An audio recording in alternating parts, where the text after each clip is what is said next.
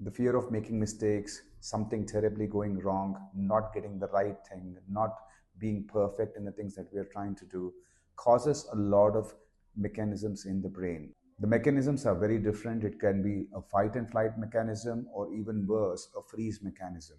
The brain tries to overcome these things by trying to push you to do further, that is the fight mechanism. And when it feels that it can't do anything at all, it tries to avoid, that is the flight mechanism. But when both of these things don't work in a certain way, it freezes. Ever felt sometimes that I'm not able to get started because I don't know what's the first step that I need to take? Or even worse, if I take this step, it could just go so terribly wrong. I don't want to be taking chances.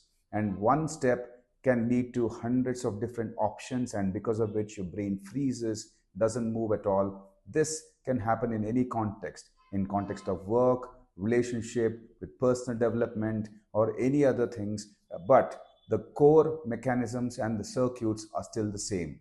If you know how these things work, it could be the first step to knowing that this is even a problem, because sometimes it doesn't come in our thoughts or feelings alone, it comes as a behavior.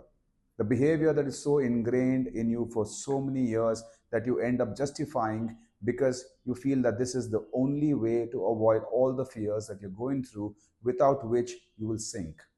I always tell my patients that if you are not gaining momentum, and if you think you're standing, you're not only standing, but if you stand in the same place for a long time, you're actually sinking.